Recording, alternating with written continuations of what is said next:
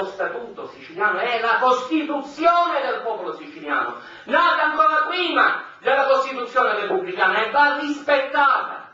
E il Fronte Nazionale Siciliano, così come tutti gli altri movimenti indipendentisti, si sono battuti per il rispetto della Costituzione. Una Costituzione nata prima, una Costituzione che ha una storia di 8 secoli, una Costituzione che per giunta si è ispirato anche il popolo catalano con l'ultima Costituzione che poi è entrata in vigore recentemente. Anche se devo dire che anche lo Statuto siciliano ha preso molto dello Statuto catalano a sua volta del 1933, quasi a voler dimostrare questa sinergia tra il popolo catalano e il popolo siciliano.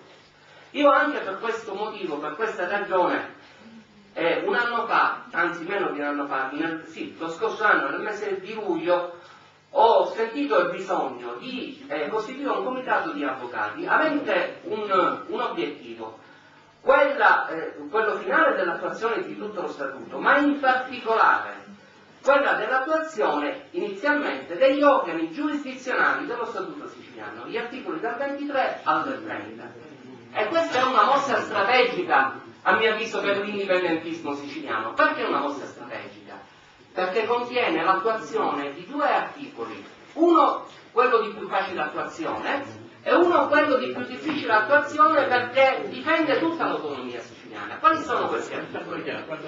L'articolo 23. L'articolo 23 riguarda gli organi giurisdizionali centrali. Gli organi giurisdizionali centrali. Questo articolo 23 perché è importante? Perché per 2/3 ha avuto attuazione.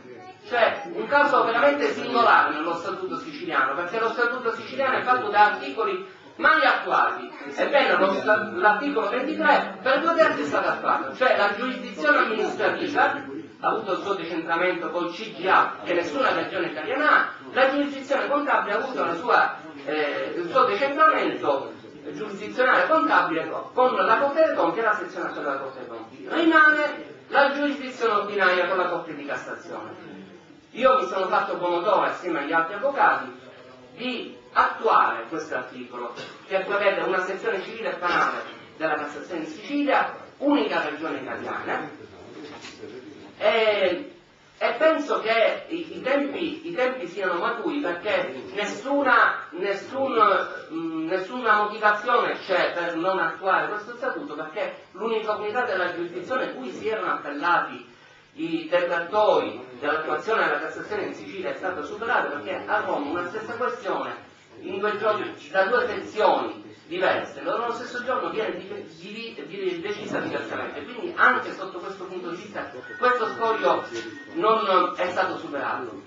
E quindi la Cassazione in Sicilia è un diritto ai siciliani, perché è giusto che ogni siciliano che o è imputato o nel processo civile è attore e vuole fare valere i propri diritti, è giusto che l'intero procedimento, dal primo all'ultimo grado, che è il giudice di legittimità, quindi il primo e il secondo grado dei 2 giudizi di merito e l'ultimo grado di legittimità, venga celebrato in Sicilia. Noi come avvocati abbiamo detto, noi che siamo uomini liberi, noi che come avvocati ci battiamo per i diritti del popolo siciliano, non dobbiamo dire alla Cassazione in Sicilia una rivendicazione di casta o di categoria, è una rivendicazione dei diritti dei cittadini siciliani ad avere interamente celebrato i gradi di giudizio in Sicilia. E veniamo all'altro articolo, l'alta corte, dal 24 al 30. Questo è l'articolo più importante dello Statuto, perché senza l'alta corte, per esempio, il federalismo fiscale, di cui parlerà l'avvocato Spadano, che Dio ci ha dato l'uguaglianza tra i popoli,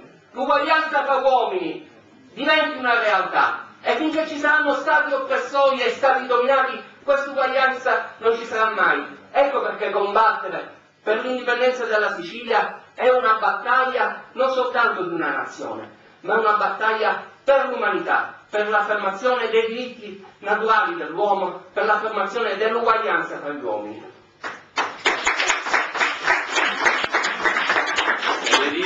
Per l'umanità, per l'affermazione dei diritti naturali dell'uomo, per l'affermazione dell'uguaglianza tra gli uomini. Per l'umanità, per l'affermazione dei diritti naturali dell'uomo, per l'affermazione dell'umanità.